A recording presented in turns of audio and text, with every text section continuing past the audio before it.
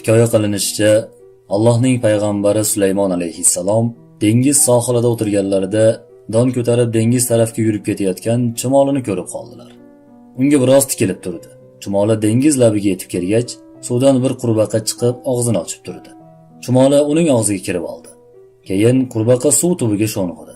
Bu holni ko'rgan Sulaymon alayhissalom hayron bo'ldilar. Oradan ancha vaqt o'tgach, qurbaqa suvdan boshini ko'tarib og'zini ochdi. Boyagi chumol uning og'zidan chiqib quruqlikka o'tib oldi. Ammo unda don yo'q edi. Sulaymon alayhissalom uni oldilariga chorladi va suv ostida nima qilgani, qayerga borgani haqida so'radi. Kichkinagina chumoli: "Ey Allohning nabiysi, siz ko'rib turgan shu dengiz tubida ichida qovagi bor xarsang tosh bor.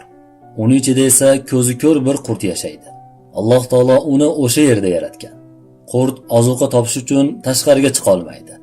Shuning uchun Alloh taolo uning ozuqasini keltirishga meni vakil qilgan. Men uni rizqini ko'tarib kelaman. Suvning ichiga tushishim va suvdan zarar ko'rmasligim uchun Alloh boyagi qurbaqani bo'ysundirib qo'ygan. U meni dengiz tubiga olib tushgach, xarsang tosh kavagiga og'zini qo'yib turadi. Men o'sha teshikdan ichkariga kirib, ozuqani qurtga yetkazaman. Keyin kavakdan chiqib, qurbaqani og'ziga o'taman. U esa meni quruqlikka olib chiqadi", deb javob berdi.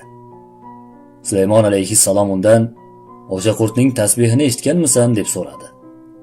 U: "Ha, o'sha qurt, ey ushbu dengiz tubidagi xarsang tosh ichida yashaydigan mendek bir qurtga rizqimni yetkazib, meni unutmagan zot. Rahmating bilan mo'min bandalaringni ham unutmagin" deb duo qiladi", deb javob berdi. Qorong'u dengiz tubidagi jonsiz xarsang tosh ichida yashaydigan kichkina ko'r qurtni unutmagan zot mukarram qilib yaratgan bandasi bo'lmish insonni unutarmidi? Yo'q. Yo'q, albatta unutmaydi. Alloh azza va jalla bizga rizqimiz kelish uchun ozgina sababni qoyim qilishga buyurgan. Umrni tikib yuborishga emas.